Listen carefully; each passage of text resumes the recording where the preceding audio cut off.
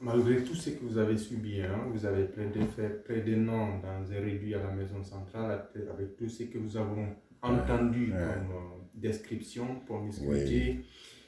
Euh, Ça vous fait quoi d'avoir vécu ça? Est-ce que vous mettez ça dans le cadre du destin ou qu'est-ce qui vous a beaucoup plus marqué durant cette période? Vous avez raison, qu'est-ce que j'en tire? L'homme croyant peut toujours dire le destin.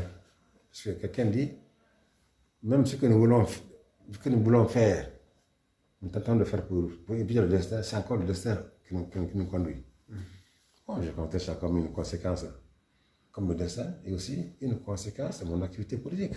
Ouais, Si je m'étais effacé et m'installer à Casablanca, à Paris, ailleurs, je n'aurais pas peut-être vu ça parce que les deux vont ensemble. ouais, Le risque politique, dans un régime totalitaire du genre du CP, de RPG Arc-en-Ciel, parti-État, est lié à l'activité politique que tu mènes.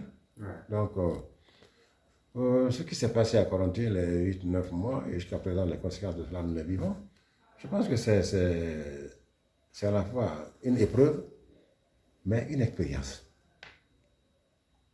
Seigneur, des fois, je me sentais comme si j'étais dans un camp de Boy Scout. Boy Scout, il y a tellement de jeunes. Ouais. Il y a tellement de jeunes là. Bon, je me voyais parmi les jeunes prisonniers. Je fais mon lit, je fais ma besoin, je fais mes toilettes. Écoutez, c'est comme si je revenais à l'âge de la jeunesse, quoi. Donc, moralement, je n'étais pas atteint du tout. Physiquement, ça m'a commencé un peu à m'ébranler, vu un peu l'âge que j'avais, mais je n'ai pas senti mon âge, à vrai dire. Sauf quand les gens ont commencé à dire Excellence, doyen, doyen, mais qui est doyen ici? Effectivement, j'ai vérifié, j'ai dit, mais alors, qui est doyen ici? J'ai demandé à un des agents travaillant chez le registre de la prison, il dit, mais écoute, vérifie-moi, qui est le plus âgé ici, parmi les prisonniers? Il y avait un autre qui avait 78 ans. C'était M. Sow. Donc j'étais le deuxième le plus âgé. Effectivement, le mot doyen se justifiait un peu de ce côté-là. Mais je ne sentais pas mon âge. Je ne sentais pas mon âge. Je suis dans un combat que nous menions et nous devions remonter le moral des jeunes. J'étais dans une équipe avec laquelle on est parti, nous sommes partis ensemble. Mais les jeunes qui étaient là, les jeunes du parti, ramassaient dans les quartiers, ramassaient de gauche à droite dans les quartiers, et qu'on tyrannisait, qu'on maltraitait, qui n'avaient pas à manger, qui mangeaient mal, qui étaient malades, et qui mouraient. Ce sorte de camp de concentration nazi. Ce régime est un régime fasciste. Je l'ai écrit. C'est la raison pour laquelle on m'a interrogé à la DPJ sur ces questions-là. On verra. Et finalement, vous étiez devenu ce père de famille qui était là en train encore de remonter le moral de ces jeunes. Vraiment. On peut dire ça. De fait que quand l'équipe de Mohamed Sellaré de visiter avec des députés, Laurent Baouri et autres, j'étais de ceux qui avaient dit recevons-les. Vous avez reçu. J'étais le porte-parole de la famille, si vous voulez. Donc c'est à moi qu'on passait pour traiter avec les autres. De sorte que quand ils ont amené une enveloppe financière pour dire que le président dit, bon d'accord, nous prenons, nous dédions ça, donnons ça aux jeunes. Ouais. Il y a des jeunes ici qui n'ont pas 20 000, 30 000 par jour. Quand les parents ne viennent pas, donner à manger, parce que c'est loin, c'est cher à faire, à transporter et pour y entrer. Je dis, écoutez, répartissez ça parmi les jeunes. Là, effectivement, j'étais presque une sorte de doyen, là, il vient le rôle de père de famille, c'est vrai. Aujourd'hui, vous êtes plein blanchi de tout, hein? Vous êtes libre. Est-ce que vous avez passé l'éponge ou bien vous entendez plutôt peut-être engager des actions contre ceux qui vous ont fait subir ça? Ce n'est pas moi personnellement qui vais engager des actions qui pourraient garder rancune. Je ne suis pas non plus qualifié pour dire que je pardonne. Non, c'est les Guinéens. Écoutez, vous voyez l'entité Guinée ici. Ouais. L'entité Guinée. Monsieur Diallo, on ne peut pas parler à Fakonde les crimes de sang qu'il a commis. Dans tous les pays du monde, toutes les lois normales du monde entier, le crime de sang est imprescriptible. On ne peut pas l'effacer. Depuis longtemps, on parle de ce genre de crime. Delapaye, Saoro, Womé, Zuguta, et maintenant l'axe de Prince Sud-Est. C'est des centaines, sans compter les forces communes à Zérépori. Qu'est-ce qu'on fait de ça? Nous ne pouvons pas accepter que ce monsieur s'en sorte comme ça. Ce n'est pas individuel, ça. C'est pratiquement des crimes contre l'humanité. On ne peut pas massacrer tous ces gens-là comme cela. Que pensez-vous d'une mère de famille qui a vu le cerveau de son fils éclaté par une balle? Ouais. Que vont penser les mères, les pères des jeunes handicapés à vie sur lesquels ils comptaient par l'éducation à aider la famille plus tard? C'est impardonnable. Je suis partisan du fait qu'on doit, ce monsieur doit répondre de ses crimes de sang. Crimes économiques pourraient être traités.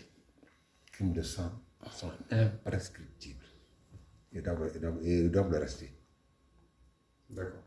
Et selon vous, on devrait engager des actions, des poursuites en Guinée ou bien confier ça peut-être à des tribunaux indépendants sur le plan international, parce qu'il a quand même un réseau suffisamment garni qui pourrait éventuellement le défendre et tout. Comment ça devrait se passer, à votre avis? Ok, on peut le faire ou en Guinée ou à l'extérieur. Chaque fois une juridiction nationale pense qu'elle est compétente pour traiter une affaire de ce genre, il existe plusieurs recours au niveau international pour le juger au niveau international, puisque c'est des crimes contre l'humanité, des crimes de sang. Je suis bien curieux de voir quels sont les avocats qui vont sortir de ça. Toutes ces preuves accumulées, ces déclarations. Ce monsieur, il a appelé son armée à attaquer, à nettoyer des quartiers. La vidéo, je l'ai vue. La vidéo, je l'avais préparée pour le procès qu'on allait avoir, nous. La vidéo existe où il a appelé les gens qui étaient dans les quartiers. Comment peut-on, quand on est censé, quand on s'appelle commandant-chef des forces armées d'un pays, donner des instructions à une force armée de nettoyer une zone? Moi, j'ai été officier de réserve dans les années 70. Ma femme est commencé militaire de camp. Quand un officier dit à un soldat, nettoyez-moi cette zone, eh bien, ce qui est vivant là doit disparaître. Alpha Condé l'a dit ici et il l'a fait. Et des gens ont attaqué des quartiers, ils les ont assiégés et ont tué des gens. Ça, c'est impardonnable. D'accord. Vous sortez de cette épreuve peut-être affectée, mais est-ce que cela affecte votre engagement à poursuivre le combat politique pour toutes les valeurs que vous avez évoquées à l'entame de notre entretien? M. Diallo, ce genre d'épreuve permet d'observer et de voir le régime de son intérieur. C'est-à-dire qu'à partir de l'arrestation, la police qui vous interroge, hein, les interrogatoires est de type système PDGRDA, hein, et qu'on vous met dans un cachot, on vous sort, c'est pas une haine, c'est un peu grave, c'est votre détermination de lutter pour qu'il y ait un changement. Mais un changement réel. Il faut que les Guinéens cessent de faire des choses de façade. Un changement réel qui remette ce pays, ses citoyens sur une nouvelle voie. On a connu trop de violence dans ce pays. Oh non, notre âge nous permet de remonter jusqu'à 56. Donc oui, c'est sur 56, 57. Sous le PDG, nous sommes des jeunes cadres. Étudiants et aussi jeunes cadres. Sous Conté, on a été de grands commis. Chez Alpha, on a vu. L'histoire de ce pays est émaillée de violence sur tout le long du parcours. Il faut que les Guinéens osent ouvrir leur livre d'histoire, écrire les pages, les lire et tourner la page de manière très propre. Tant qu'ils vont refuser cela, nous allons piétiner et avoir un recommencement permanent. Avec cela, nous pouvons aller nulle part.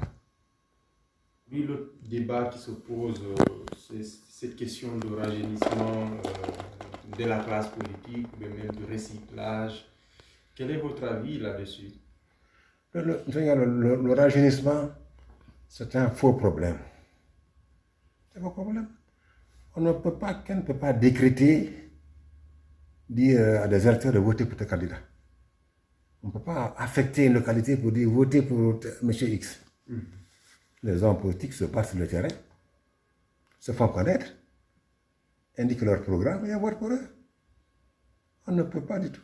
Ce rajeunissement-là, c'est quelque chose de naturel. Les générations passent, elles se renouvellent.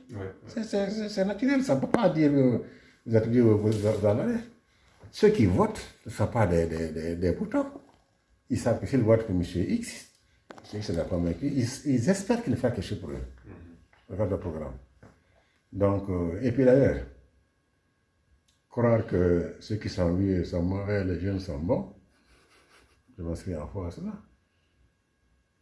Le jour qu'on vérifiera la gestion dans ce pays, notamment le régime d'Alpha Condé qui vient de chuter, vous aurez des surprises.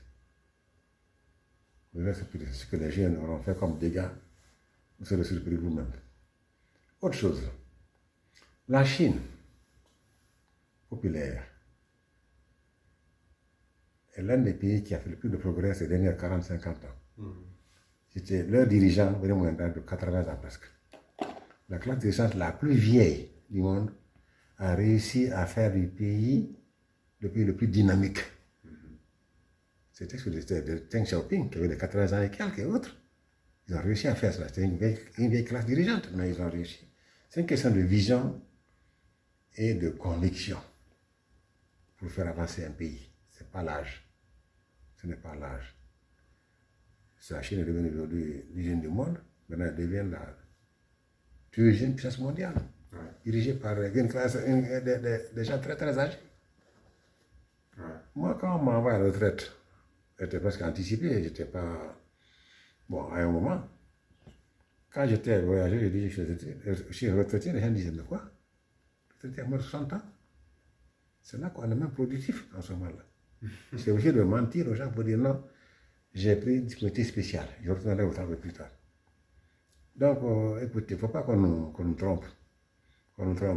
Maintenant, quant au recyclage, c'est autre chose. Quelqu'un qui a fait des fautes, qui a fait du mal, qui a promis quelque chose qui a fait plonger le pays dans la misère, dans le chaos, ne peut pas être reconnu. On ne peut pas confier à ces gens-là. C'est autre chose. Mais quant à la jeunesse, elle se bat, tout comme nous se sont battus, pour conquérir, pour convaincre les citoyens qui ont voté pour eux. C'est clair.